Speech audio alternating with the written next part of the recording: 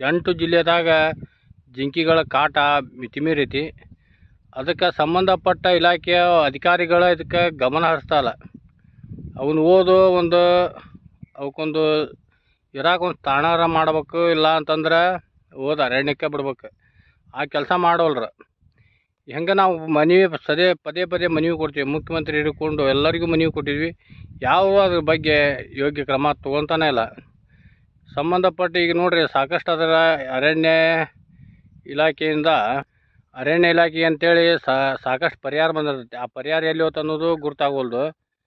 ಈ ರೀತಿ ಜಿಂಕೆಗಳ ಹಾವಳಿ ಜಾಸ್ತಿ ಆಗ್ಬಿಟ್ಟದೆ ನೋಡ್ರಿ. ಅಲ್ಲಿ ಸುಮ್ಮನೆ ಓಡಾಡ್ತಾವೆ ಹೊಲ ತುಂಬನು.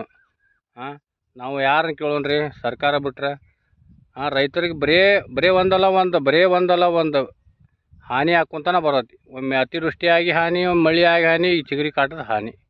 ಹೀಗಾಗಿ ರೈತ ಸಹಾಯಕತನ. ರೈತನ ಉಳಿಸ್ಬೇಕಂದ್ರೆ ಶೀಘ್ರ ರೈತಗೆ ಯೋಗ್ಯ ಪರಿಹಾರ ಸರ್ಕಾರ ಘೋಷಣೆ ಮಾಡ್ಬೇಕಂತೇಳಿ ನಾ ಈ ಮೂಲಕ ಸರ್ಕಾರಕ್ಕೆ ಒತ್ತಾಯ ಮಾಡ್ಕೊತೀನಿ. ನಮ್ಮ ಹೆಸರು ಬಸವರಾಜ್ ಯೋಗಪ್ಪನವರು. ಈಗ ರಾಜ್ಯಾದ್ಯಂತ ಉತ್ತರ ಕರ್ನಾಟಕದಾಗ ಜಿಂಕೆ ಹಾವಳಿ ಹೆಚ್ಚು ಎಲ್ಲರಿಗೆ ಒಂದು ಮನವಿ ಕೊಟ್ಟು ಎಷ್ಟಂದ್ರೆ 2009ರಿಂದ ಈಗ ಸತತವಾಗಿ ರೈತ ಸಂಘ ಲೆಟರ್ ಕೊಡೋದಾಯ್ತು, ಎಲ್ಲ ಆಯ್ತು, ಹೋರಾಟ ಮಾಡೋದಾಯ್ತು, ಎಲ್ಲ ಮುಗೀತು. ಈಗ ಜಿಂಕೆ ಇದು ಏನಾಗತ್ತಂದ್ರೆ ಕೆಲವೊಬ್ರು ಜಿಂಕೆ ಹಾವಳಿ ಸಲುವಾಗಿ ರೈತರು ಹೊಲ ಅದನ್ನ ಬಿಟ್ರೆ, ಇಲ್ಲ ಕೆಲವೊಬ್ರು ಹೊಲ ಕಾಯಕ ಶಾಲೆ ಹುಡ್ರನ್ನ ಏನೈತಿ ಇವತ್ತು ಬಂದ್ಗಳೇನ ಶಾಲೆಯಿಂದ ಬಿಟ್ಟು ಶಾಲೆ ಯಾವಾಗ ಬಿಡ್ತಿ ಅಂತ ಕಾಯ್ಕಂತಿದ್ದು ಶಾಲೆ ಬಿಟ್ಟುಗಳೇನ ಜಿಂಕೆ ಕಾಯಕ್ ಹೊಲಕ್ಕೆ ಕಳಿಸ್ತಾರ. ಇವತ್ತು ಹಗಲಿ ರಾತ್ರಿ ಕೂಡ ಏನಾಗತ್ತಂದ್ರ ಜಿಂಕಿ ವಿಪರೀತ ಕಾಟ ಆಗಿ ಇರೋದ್ರಿಂದ ರೈತರಿಗೆಲ್ಲರಿಗೆ ಸಮಸ್ಯೆ ಐತಿ. ಜಿಂಕಿ ವನ ಮಾಡ್ಬೇಕಂತ ಎಷ್ಟೋ ಸಲ ಮನವಿ ಕೊಟ್ಟಿವಿ.